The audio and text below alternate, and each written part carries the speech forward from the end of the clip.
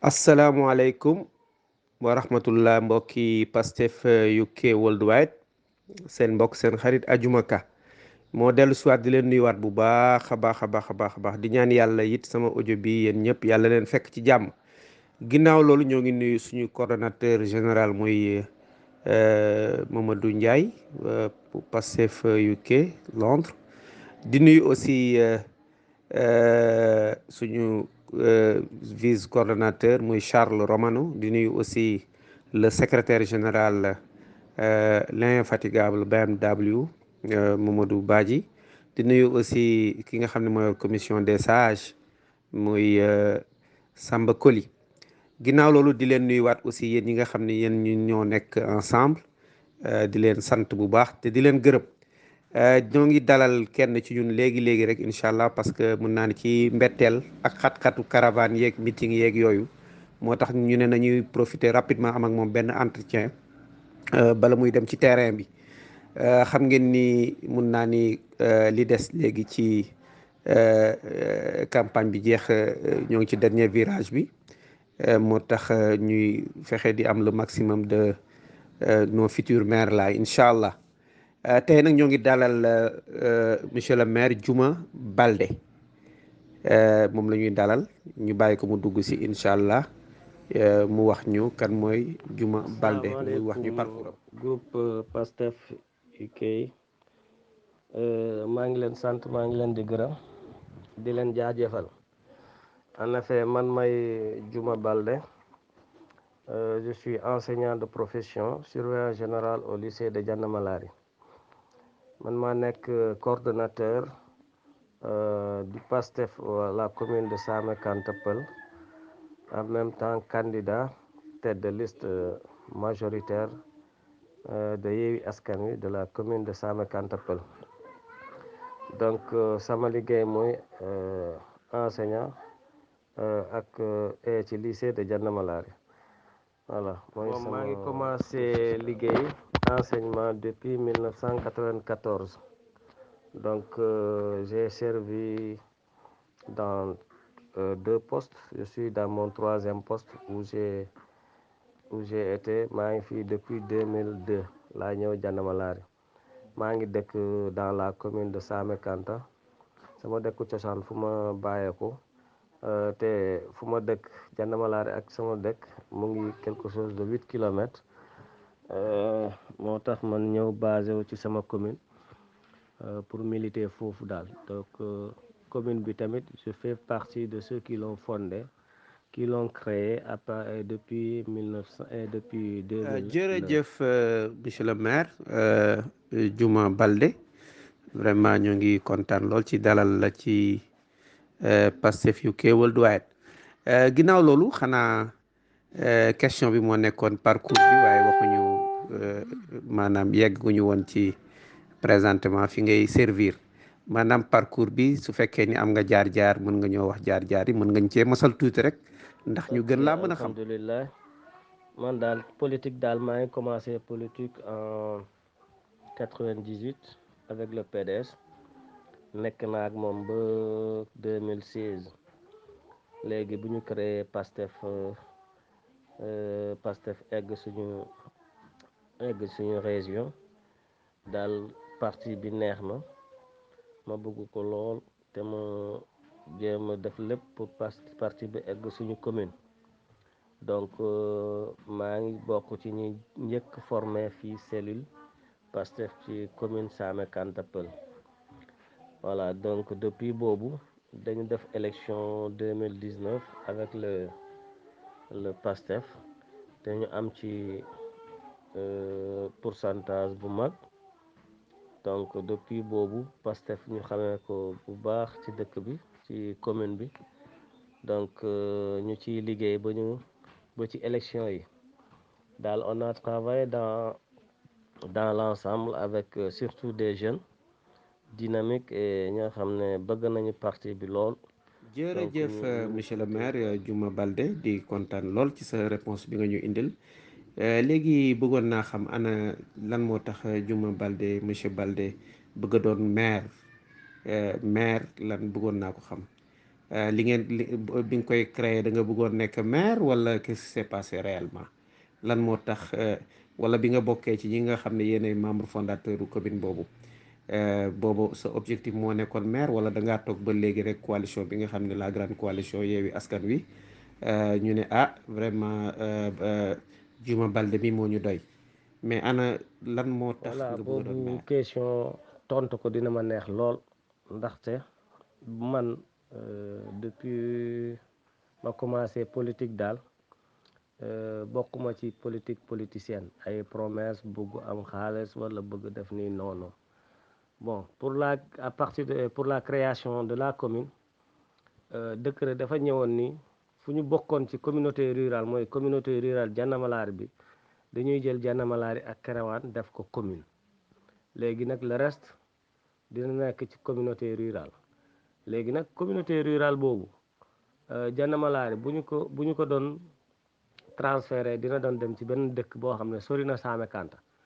te côté Saame Kanta moo gënoon bari ay dëkk moo gënoon sori tamit bu dee dañ ko yóbboon côté Jànnaaba dinañu lor moo tax ñu jóg taxaw di jooytu di bind ay lettre ba yàlla def ñu am suñu communauté rurale en 2009 enfin en septembre 2008 décret bi génn donc boobu tamit élection 2009 nekkoon naa candidat ndaxte munoo jur dara nga bañ ko waaye nekkuma woon candidat boo xam ne j'étais sérieux dans ce que je faisais parce que je me sentais un peu jeune et aussi man création commune bi moo ma intéressé woon waaye léegi nag boo gisee mu jóg pour ma nekk candidat c'est parce que depuis 2009 ku ñu ci faloon ba léegi moo fa nekk te lu mu fa def dafa néew doole torop torop torop mënuma wax ne daal deful dara waaye dafa néew doole fu mu nekk ni il n'a pas fait grand chose population bi mu ngi jooytu bu baax a baax mu ngi jooytu te y a rien dans la commune voilà loolu moo ma poussé pour ma nekk candidat ndax bu mu amee mairie bi dara dina changer ci visage commune bi parce que dafa mel nii sax bu ñu bokkoon ci Jànnamalaari dañu gënoon am suñu bopp lañu gënoon yëg suñu bopp ko léegi voilà loolu moo ma poussé daal. jërëjëf monsieur Baldé ñoo ngi toujours ci Pastef UK Worldwide di dalal suñu mbokk Diouma Baldé bu commune bu Sammé Kanta Diouma question bi ma lay laaj mooy soo dee dem commune wu Sammé Kanta fan ngay jaar ba yegg foofu fan ngay jaar waaw surtout nag soo jógee côté Dakar ak yooyu fan ngay jaar daal ba mu wóor la ni di nga ni cëpp ci biir village bi jërëjëf au juste monsieur wala Ka ci commune. bon commune Sammé Kanta mu ngi situé wu au nord de la commune de Jànnamalaari donc boo jógee Sédhiou da ngay ñëw ci commune da ngay ñëw ci arrondissement Diendé bi boo jëlee yoon bu nekk bu jógee Diendé ñëw Kolda da ngay ñëw ba Jànnamalaari ba Kerewaan am na yoon bu fa jaar bu dem Sammé Kanta une piste latérite donc cette piste là piste boobu yoon boobu dafa dem presque traverser commune bi yëpp mais c'est la seule piste boo xam ne piste en latérite boo xam ne moo nekk ci commune bi nag xaw na rey tuuti bëri na ay village ñu sorante parce que commune bi am na un rayon de 25 kilomètres boo jógee Kerawaan balaa ngay dem ba fu mu yem daal di nga def 25 kilomètres mais pour nga egg ci chef lieu de la commune mooy Sammé Kanta di nga def 6 kilomètres nga jógee Kerawaan egg ci chef lieu de commune bi waaye commune bi la commune est composée de 27 villages mais mu ngi am 7 villages yoo xam ne mun nañu wax am na nit quoi bari na nit tuuti mooy de gros villages commune bi mu ngi am 6 bureaux de vote yu nekk ci commune bi voilà te mu ngi am quelque chose de 1700 électeurs 1782 électeurs voilà mooy commune Samékante daal ethnie yi fa gën a bëri mooy pël yi daal ils sont en majorité à 90%. Après nag am na ay njaago ñooñu ñoo gën a bëri lu des li am na soose waaye soose yi représente même pas 1% de la population am na ay balante tamit ñu ngi ci ñaari dëkk rek ñooñu tamit c'est environ 1% de la population bon le reste moom c'est la c'est l'ethnie pël qui domine quoi. jërëjëf Voilà monsieur le commune bi maire noonu la demee. di kontaan lool ci réponse yi nga ñu indil beneen question bi mooy ci seen commune boobu bëggoon nañu xam muy commune nu Samékanta ci biir coalition Yewwi Askan Wi maanaam yan ci biir coalition bi ñan ñoo fa gën a fés loolu it bëggoon nañ ko xam ak coalition bi yan jërëjëf chance monsieur aussi Ka la fa am. en fait coalition bi mu ngi coalition bi mu ngi fii ci suñu commune ñaari parti ñoo ci nekk mooy PASTEF avec le grand parti yeneen parti yi amuñu ci coalition bi ci biir commune bi donc presque PASTEF rek moo ci nekk loo xam ne moo ci sës daal moo ci taxaw donc même le grand parti représentant am rek moo fi nekk daal bariwul nit yooyu et coalition bi nag PASTEF mooy c'est le seul parti d'opposition bu fi nekk boo xam ne nit ñi xam nañu ne parti d'opposition la te surtout lu gën a bëri xale yi ñoo ko gën a bëgg donc mun naa wax ni yàlla baax na ren ñu ngi ciy liggéey te yaakaar nañ ni dinañ am ndam wala au moins même bu ñu nekkul premier du ñu weesu dans les 2 premiers loolu moom c'est loolu lañ ci nekk surtout parti bu am doole bi mooy parti au pouvoir waaye nag seen défaut mooy maire bi def na 2 mandats mooy ut 3e mandat am te fu mu nekk ni loolu moom population bi ñu bëri d'accord ñu ci waaye nag am na ci biir commune bi nous sommes 5 candidats donc du parti au pouvoir rek ak PASTEF ñoo nekk candidat parce que am na yeneen parti comme Gëm Sa Bopp bu Bougane bi ak Defar Sa Gox bu Adama Faye bi ak UCS bu Balde bi plus le parti au pouvoir mooy Benno ak Yewwi Askan Wi donc ñun ñoo nekk fii di jongante di door dàkkee daal voilà loolu mooy fii kii bi waaye nag Yewwi Askan Wi benn problème la ci am boo xam ne moo ñu mun a bu amee handicap daal moo ñu mun a handicapé parce que dañu am problème de financement parce que ba léegi fu ma lay wax ni que ça soit la pré-campagne ak campagne bi lu ci munta def rek luñ ci munta def ci suñu poste lañ ko génnee donc coalition bi ak ci diaspora bi fu mu nekk ni dërëm lañu amul ci ñoom te ñu ngi def déplacement yi bëri ak porte à porte yu bëri yoo xam ne bon lu mun a lu génnee xaalis la daal lu laaj xaalis moo nekk noonu voilà sinon bon bu ñu doon am vraiment les moyens qu'il faut def suñu campagne kon nuñ ko mënee daal nuñ ko bëggee bon on a une grande chance nag waaw loolu moom mun naa ci am naa ci yaakaar Pastef mu Kéwoulo Doyen ba léegi ñoo ngi kontaan lool ci réponse yi nga xam ne moom la suñu mbokk suñu xarit bi nga xam ne mbokk ci coalition Yewwi Askan Wi nekk candidat bu commune bu Samékanta muy monsieur Diouma Baldé monsieur Diouma beneen question bu ma lay posé mooy lan nga fan nga Diouma Baldé fan lay jëlee xaalis fan la fas yéene jëlee xaalis pour campagne maanaam fan ngeen di jëlee ay ressources pour def seen campagne voilà ndax yéen a ngi da ngeen a am ay fonds yu dëgër wala da ngeen di am dafa am ñu leen di jàppale pour loolu mun loolu a dox. moom dinaa ci sawar tontu parce que fu mu nekk nii moom depuis pré campagne bi luñ ci def ak ba tey amuñu benn ndimbal que ça soit dans la coalition ou bien le parti ou bien la diaspora ou bien une personne tierce instant bi luñ ci mën a dépenser mooy jóge na ci suñu poos yi surtout man candidat bi maay nag gërëm ñi may ànd parce que fu ñuy dem fu ne ñoom ñooy jëndal seen bopp essence ci seen moto waaw man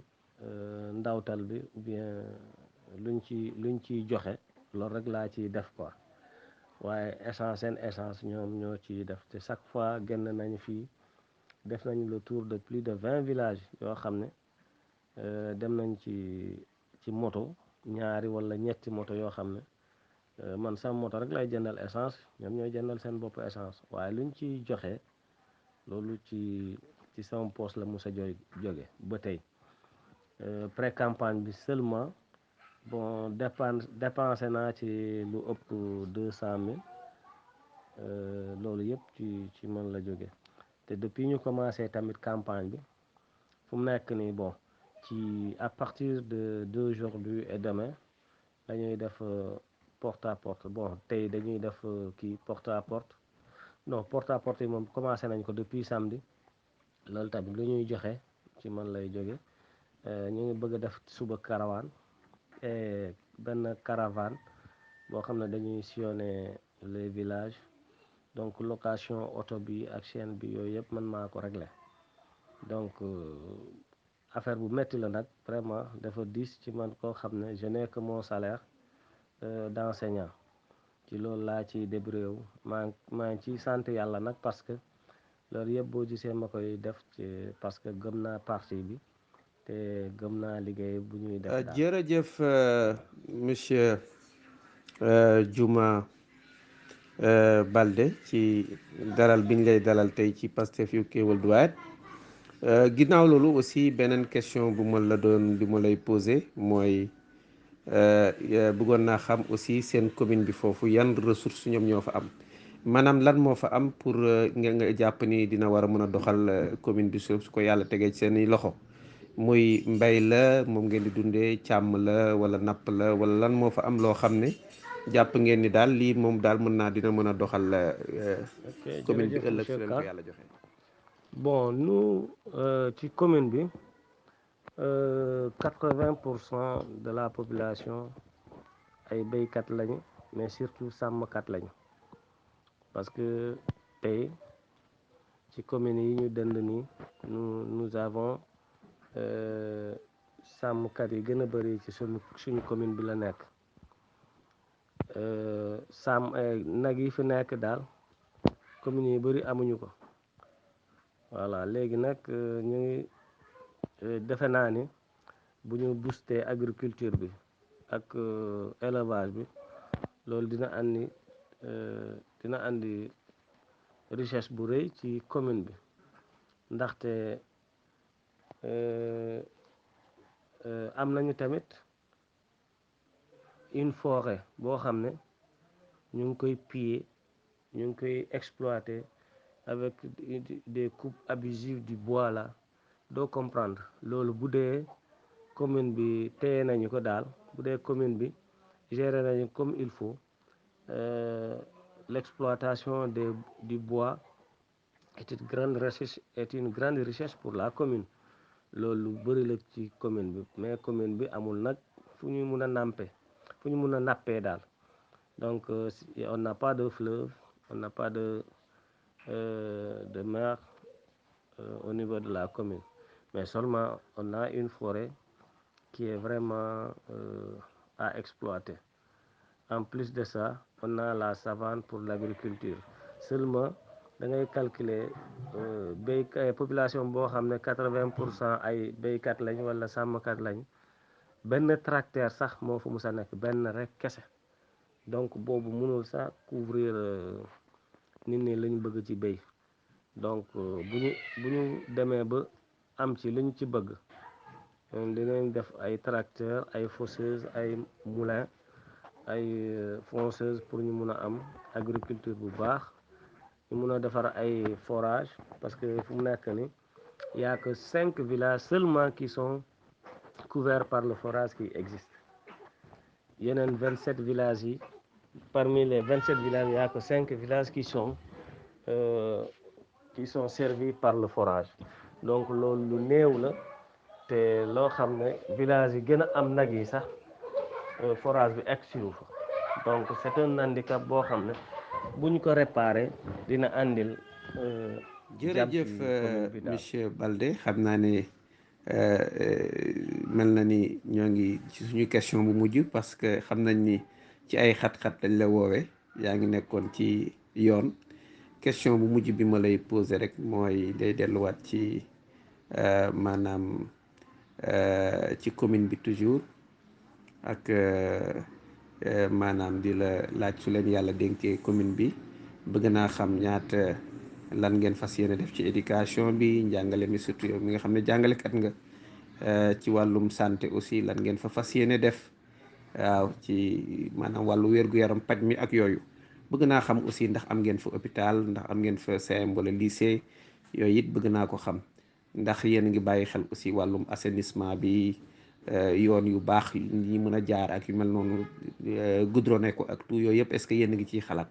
loolu daal moo nekkoon sama question bu mujj soo paree ñu jox la nga tàggatoo su neexee monsieur Ka loolu moom dina am mbégte di ko tonto ndax ñun dañu am programme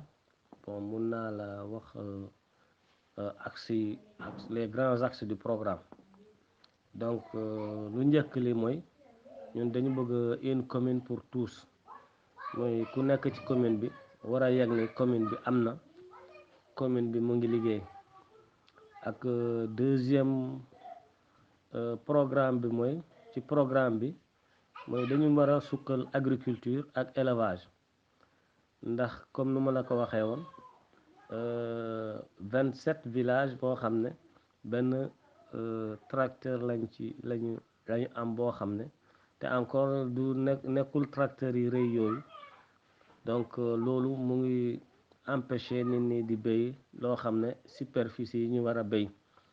donc ci mbirum agriculture fas yéene nañu am ñu yokk tracteur wala ñu andi ay moulin ay batteuse daal ñu def ci périmètre maraîcher ñu def ay implantation surtout implantation d'une pharmacie vétérinaire ndax ñun dañu bari ay jur muy nag ak béy ak xar yoo xam ne am na solo lool daal ci commune bi te de chaque fois day am maladie bu leen di ravager yoo xam ne il faut nga dem Sédhiou wala Kolda uti ci ay kii donc on n'a même pas la population n'est même pas formée sur ça donc loolu yëpp ci lu ñu bëgg def ci élevage ak agriculture voilà mun bëgg nañ tamit parce que commune bi amul benn marché y a pas un marché foo xam ne nit ñi mun nañ fa dem jënd ndugu ji wala jënd yàpp wala affaire yooyu nous on se sert du marché de Dianamalari donc loolu tamit bëgg nañ ko créer foofu fekk au moins les personnes handicapées ou bien les vieilles personnes mun nañ fa daan seen doole la ñu créer luuma boo xam ne mun nañu servir voilà ci mbirum wér-gu-yaram commune bi bu ñu dalee 2009 ba tey amul poste de santé construction bi ñu ngi koy commencé depuis 2014 ba tey jeexut bu élection jegee ñu commencé yëngatu bu jeexee élection yi jeexee ñu tekk fale donc ñun amuñu poste de santé case de santé la ñu am te tamit malgré le rayon de 25 kilomètres de la commune 2 cases de santé la ñu am mooy bu Saame Kanta ak bu Saaraba te aussi case de santé yooyu pour le moment y a rien ñun daal Dianamalari la ñuy fajoo donc dans la commune de Dianamalari loolu moo nekk lu rëy ci ñun ci suñu programme fas nañu pare daal construction poste de santé bi mu jeex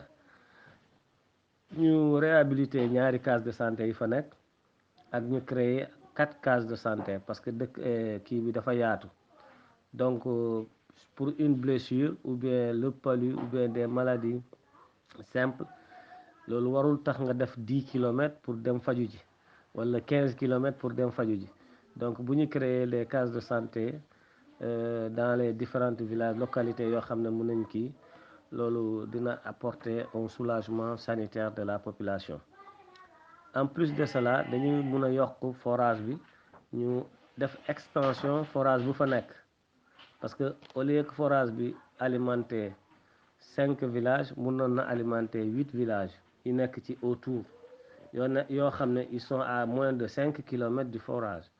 Donc loolu extension boobu ak beneen côté fu sori commune bi ñu def fa beneen forage boo xam ne foofu tous les villages qui sont aux environs ñoom tam mun nañ ci am de l'eau potable. Ensuite ñu def ay des puits pastoraux. am na ay gox yoo xam ne les villages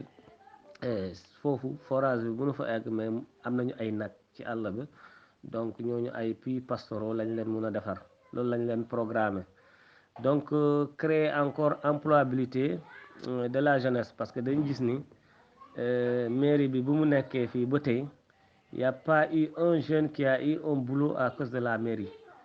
Ils ne font aucun soutien à la jeunesse, defuñu formation des jeunes sur beaucoup de choses.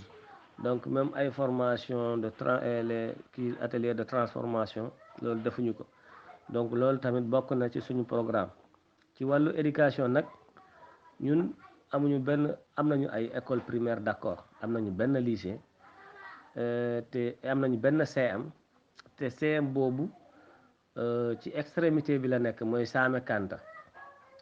Donc am na ay dëkk ñu ngi à 15 kilomètres de Saame Kanta, am na ay école primaire fa nekk yoo xam ne ñooñu tamit mun nañu am CM seen côté yooyu, pour au moins ñu bañ a déplacer wu de 15 kilomètres de Saame Kanta. Ensuite transformer CM Saame Kanta bi def ko lycée, parce que commune bi yëpp amul benn lycée, benn CM kese la am ak 8 école primaire. Loolu tamit bokk na ci suñu programme ci wàllu jàng. Ensuite commune bi ci wàllu électrification rurale daal ñun amuñu benn courant amu fa, amul benn courant amu fa. Donc dañu bëgg sukkaleku ak les lampadaires pour ñu def ko au moins ci commune yi, wala ñu def benn centrale solaire ci biir commune bi. Loolu la ñu fas yéene. Bon ren moom nguur gi yóbbu na ay poto ba ci Saame Kanta, mais ñaari village ñoo ci bénéficier sur les 27. Donc loolu tamit lu néew doole la, mënuñu dundee noonu. Il faut que ñu servir village yi ay lampadaires, parce que surtout village yi nekk ci àll bi ak lëndëm bi, ils sont souvent victimes des animaux sauvages avec leurs animaux. Donc loolu tamit luñ ci war a taxaw. Monsieur le maire di la santaat bu baax te di la gërëm, monsieur Diouma Baldé bu commune bu Saame Kanta ñoo ngi lay santaat bu baax. xam naa ni aussi le coordonnateur général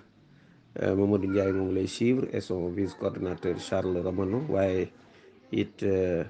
le secrétaire général Mamadou Badji alias BMW, ak Samba Koli bu commission des sages, ak mbokk yi lay suivre yëpp. wax dëgg yàlla ñu ngi lay sant bu baax a baax di la gërëm aussi, di ñaan suñu borom yàlla na yàlla may la ndam ci commune boobu ba nga mën ko suqali yóbbu ko fu sori foo xam ne dina romb ñun ñëpp suñu njort. Environnement ñu dañu bëgg régler question de délibération des terres, parce que dañu gis ni même bu village amee GIE mu bëgg def benn périmètre maraîcher, ñu demander délibération duñ ko am auprès du maire, te alors que seen tool la, seen suuf la, te dañ bëgg a liggéey, te pour nga am financement ak leneen il faut nga am délibération. Projet bu la bëggee dimbale foog nga am financement, pour nga am financement foog dañ lay laaj délibération ak leneen. Loolu nag mooy lu gën a jafe ci dëkk bi, ci commune bi dafa mel ni du ñoom ñoo ko moom. Donc ci wàllu environnement tamit dañu bëgg protéger suñu forêt, parce que ñu ngi gis oto yi ñu ngi dugg ci biir di yóbbu ay bant, di yóbbu ay garab yoo xam ne kenn xamul lan lañ ci am ñun, kenn xamul fu ñuy jëm, te ci biir ñu ngi dagg, ñu ngi exploité, ñu ngi def coupe de bois abusive boo xam ne amul amul benn règlement, ce n'est pas réglementé. Donc loolu tamit dañu bëgg taxaw ba xam ne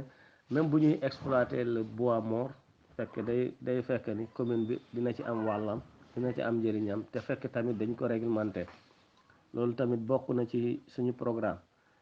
Encore ñu fas yéene def reboisement, parce que il faut pas que ñu éliminer garab yi ba pare fekkee du ñuy jàmbaat yeneen garab. Donc il faut faire le reboisement. Aménagement des pistes de production, parce que benn piste de production boo xam ne c'est latérite la ñu am, une piste de production de long de 20 kilomètres, boobu kese moo nekk ci dëkk ci commune bi kese, amuñu goudron, amuñu leneen. boobu tamit mu ngi ci état boo xam ne, alors que ñu ngi koy defar fii en 2014 bi, mais instant bi boo ci jaaree di nga xam ne baaxul dara, niñ ko defaree baaxul dara. Projet bu ko defar, entrepreneur bu ko defar daf ko yàq, fu mu waroon def pont mu ciy def ravin et cetera. yooyu moom yoon bi baaxul dara, yoon boobu moom dafa jara defaraat, dañ ko war a defaraat complètement. En tout cas moo ci baax. Ensuite ñu aménager y a trois axes yoo xam ne dañ ci bëgg ñu aménager ko, yoo xam ne dina faciliter circulation population bi ci seen diggante, surtout ci nawet bi. bu amee taw, bu amee ñax bu bëri, am na dëkk yoo xam ne pour nga accéder ci ñoom c'est tout un tas de problème. bu amee ndox tamit diggante faro yi di nga gis ay village yoo xam ne yaa 1 ou 2 kilomètres seen diggante, mais nawet bu jotee kenn du dem ci keneen, parce que ndox mu ngi ci digg bi. mënuñu defar sa pont pour ñu mun a dimbale nit ñi ci yoon yooyu.